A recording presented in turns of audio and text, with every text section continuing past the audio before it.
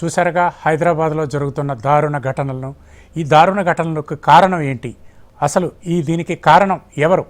లోపం నేరస్తుల్లో ఉందా, లేదా నేరస్తుల్ని కొమ్ము కాస్తున్న ప్రభుత్వాలు రాజకీయ నేతల చేతుల్లో ఉందా? దీనికి సమాధానం వెతికే పని జాగోరే జాగో చేపడుతుంది. ముఖ్యంగా నడింపల్లి పాఠక్ గారు మనతో ఈ డిస్కషన్లో పాల్గొనేందుకున్నారు. ఆమె విశ్వ హిందూ రక్షా పరిషత్ జాతీయ అధ్యక్షురాలు డాక్టర్ నడింపల్లి యమునా పాఠక్ గారు. నమస్కారం మేడం. అలాగే మనతో జిఎస్ కుమారస్వామి గారు ఉన్నారు, సకల జనసేవ సంస్థాన్ అధ్యక్షుడు. వీరు కూడా మనతో ఉన్నారు. ముందుగా నడింపల్లి యమునా పాఠక్ గారితో మాట్లాడదాం. మేడం, లోపం ఎక్కడుంది? నేరస్తుల్లో ఉందా, నేరస్తుల్ని కొమ్ము కాస్తున్న ప్రభుత్వాలు రాజకీయ నేతల చేతుల్లో ఉందా? ఇద్దరిలోనూ ఉందండి. ముందుగా నమస్తే జాగోరే జాగో ప్రేక్షకులకి నమస్సుమాంజలి. అలాగే మన మధ్యలో ఉన్నారు గౌరవనీయులు కుమారస్వామి గారు. అలాగే కాసేపట్లో మనకి బక్రీ సాబ్ కూడా మనకి జూమ్లో అందుబాటులో ఉంటారు. అలాగే రాకేష్ రెడ్డి గారు, అలాగే అక్కడ స్థానికులు కూడా, ఆలయానికి సంబంధించిన ఆర్గనైజింగ్ సెక్రటరీ వాళ్ళు కూడా మనందరి మధ్యలో కాసేపట్లో రాబోతున్నారు. ఈ రోజు నిజంగా చాలా బాధాకరం. ఎందుకంటే ఇటువంటి అంశాల మీద కూడా మనం కూర్చొని మాట్లాడుతున్నాం, ఈ రోజు దీని మీద చర్చించుకుంటున్నాం అంటే చాలా చాలా చాలా బాధాకరంగా ఉంది. ఈరోజు అధిక సంఖ్యలో ఉన్న హిందువుల పరిస్థితి ఏ రకంగా ఉందో ఈరోజు మనం చెప్పక్కర్లేదు, మన కళ్ళ ముందు వీక్షిస్తున్నాం. ఇప్పటివరకు విజువల్స్ చూసాం, ఇప్పుడు అంతా కూడా మనం చూస్తూ ఉన్నాం. రెండు ప్రధాన ఆలయాలు మనందరికీ తెలుసు. మన చరిత్రలో మనం తీసుకుంటే మన సంస్కృతిలో గ్రామ దేవతలకు ఎంతో ఎంతో గణనీయమైన విశ్వాసం, భక్తులు విశ్వాసంతో నమ్మకంతో పూజిస్తారు.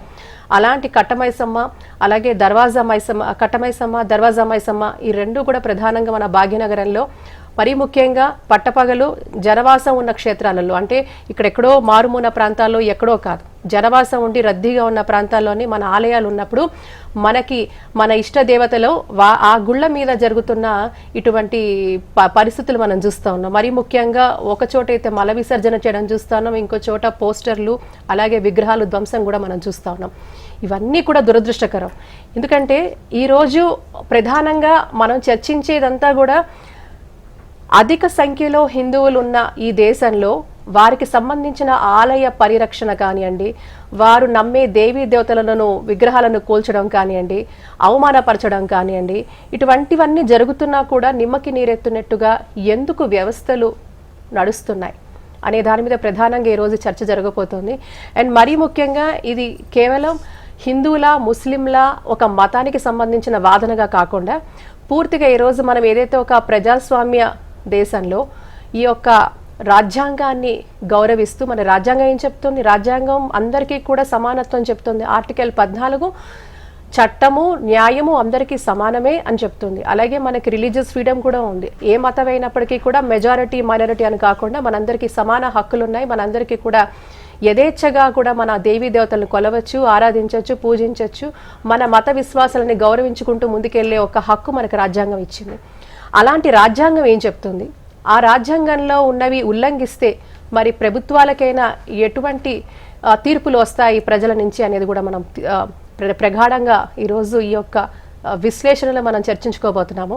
అందుకే ఈరోజు భారతీయ తత్వాన్ని మాత్రమే పెంపొందించే విధంగా, మతతత్వం కాకుండా భారతీయ తత్వం, ఈరోజు మన ఆలయ పరిరక్షణ, మన దేవీ దేవతలు ఇవన్నీ కూడా మన ఒక కల్చరల్ హెరిటేజ్కి ఆనవాళ్ళు.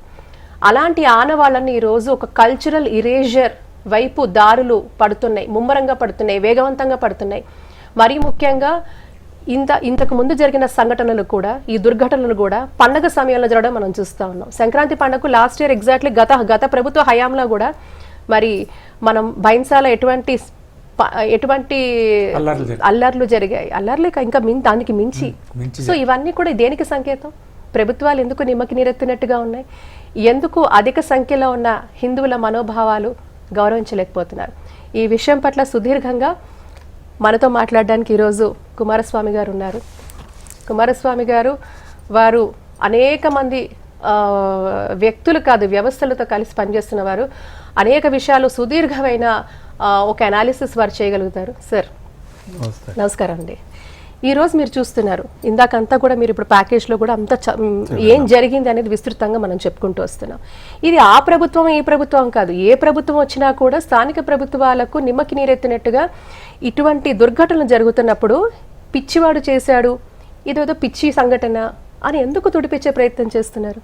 అదే అన్ని మతాలకు సంబంధించి అది మన భావం కాదు, అలా జరగాలని మన భావం కాదు. కానీ ఈరోజు ప్రస్తావించాల్సిన అవసరం ఎందుకు వస్తుందంటే, అన్య మతాలకు సంబంధించి ఏదైనా కూడా ఒక చిన్నగా కూడా చెదిరిపోయినా అలాంటి సంఘటన జరిగినా కూడా అది ఒక జాతీయ విపత్తు కాదు, ప్రపంచంలో ఒక విపత్తుగా వాళ్ళు గుర్తించి, నాకు తెలిసి ఉన్నవాళ్ళు లేని వాళ్ళు అవునన్న వాళ్ళు కాదన్న వాళ్ళు ప్రతి వారు కూడా అది ఒక అంశంగా భూతద్దంలో చూపించి చర్చ చేసే అవకాశం ఉంటుంది.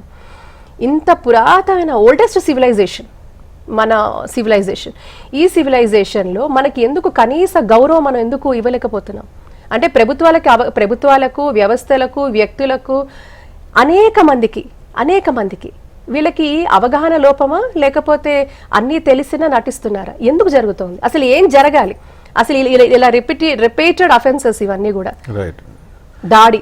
ఇప్పుడు ముఖ్యంగా అందరికీ ప్రేక్షకులకు అందరికీ మా తరఫు నుంచి నమస్కారాలు తెలుపుకుంటూ, హెచ్ఎంటీ వాళ్ళు ఈ అవకాశాన్ని ఇచ్చి మమ్మల్ని ఇక్కడికి పిలిచినందుకు వాళ్ళకు కూడా అభినందనలు తెలుపుతూ, ఇది చాలా అంటే హిందుత్వలో చాలా సెన్సిటివ్ ఇష్యూ. ఎవరు మాట్లాడాలి, ఎవరు మాట్లాడకూడదు, తర్వాత మాకు బాధ్యత ఏంటి అనేది కూడా ప్రతి ఒక్కళ్ళు తెలుసుకోవాల్సిన అవసరం ఉంది. ఇక్కడ మనకు మెయిన్ డిఫరెన్సెస్ ఎక్కడ వస్తూ ఉన్నాయనంటే, ఒక లిటరేట్ అండ్ ఇల్లిటరేట్ పీపుల్ మధ్యలో మనకి ఒక ఘర్షణ జరుగుతూ ఉంది.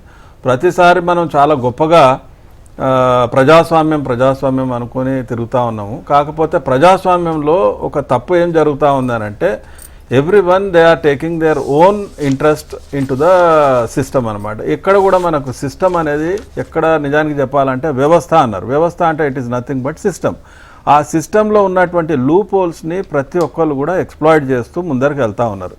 ఇవాళ మనం సోకాల్డ్ హిందూ ధర్మాన్ని మనం కాపాడుకోవాలి అని చెప్తున్నటువంటి, అది పొలిటికల్ పార్టీస్ కావచ్చు, ప్రభుత్వం కావచ్చు, లేకపోతే ఇతరత్ర అంటే సంఘాలు కావచ్చు, వీళ్ళందరూ కూడా ధర్మాన్ని కాపాడాలని చెప్తున్నారు. కానీ ఆ ధర్మంలో ఉన్నటువంటి లూప్ హోల్స్ ఏంటి, లేకపోతే ఆ ధర్మాన్ని కాపాడాలంటే ఎవరు కాపాడాలి?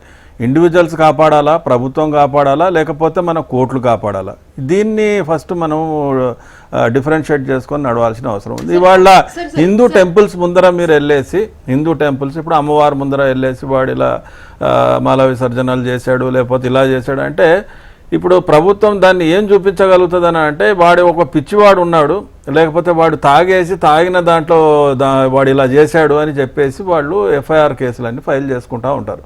కేవలం ఇది మనకు ఏమంటారు, దాన్ని డైవర్ట్ చేయడానికి ప్రభుత్వం కొన్ని యాక్టివిటీస్ చేస్తూ ఉంటుంది. కాకపోతే ఈ ధర్మాన్ని రక్షించే వాళ్ళు ఎవరు ఉన్నారా అని క్వశ్చన్ మార్క్ వేస్తే ప్రతి ఒక్కడు ధర్మాన్ని రక్షిస్తాననే చెప్తాడు, కానీ ఎవడు కూడా దానికి రెస్పాన్సిబిలిటీ అనేది తీసుకునేటువంటి పరిస్థితి లేదు. అలాంటప్పుడు హిందువులందరూ, అంటే వాస్తవానికి చెప్పాలంటే ఇవాళ భారతదేశంలో మ్యాక్సిమం ఇవాళ మన స్ట్రెంత్ ఉన్నటువంటి 82 to 90% ఆఫ్ ద హిందూస్ అనేది కనుక మనం మాట్లాడితే, ఈ హిందూయిజాన్ని మనం టోటలీ ఇవాళ పొలిటికల్ హిందుత్వగా మార్చేశామని నేను చెప్పడంలో ఎక్కడ వెనకాలకు జరగను.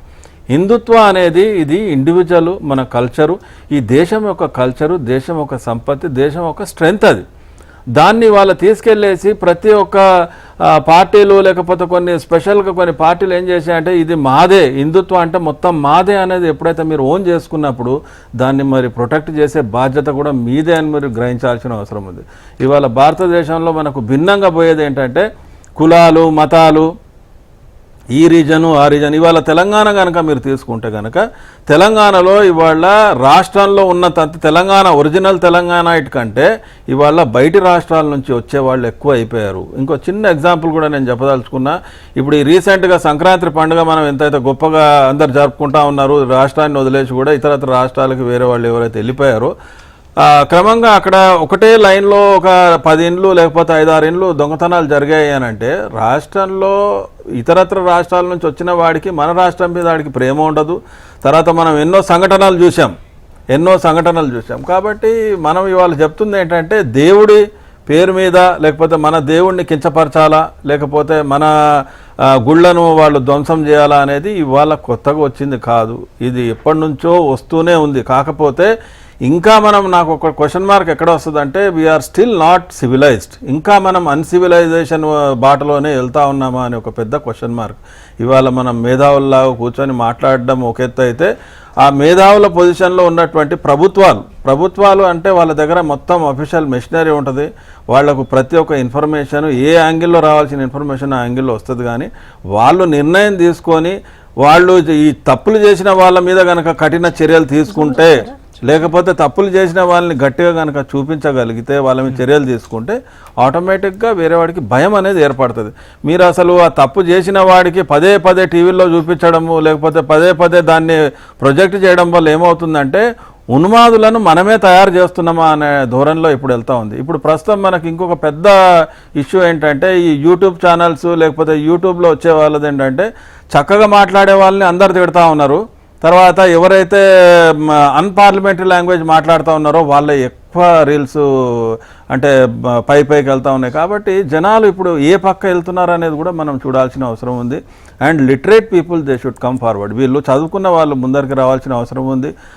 మనం ప్రొటెక్షన్ చేసుకోవాల్సిన అవసరం ఉంది. అట్లే మన సమాజాన్ని కూడా ఒక దారిలో చూపించి, లేకపోతే ఒక దారిలో నడిపించేటువంటి ప్రక్రియను కూడా మనం తీసుకెళ్లాల్సిన అవసరం ఎంతైనా ఉంది. జాగోరే జాగో కార్యక్రమంలో మరింత లోతైన చర్చకు వెళ్లే ముందు చిన్న విరామం తీసుకుందాం. విరామం అనంతరం బాక్రీ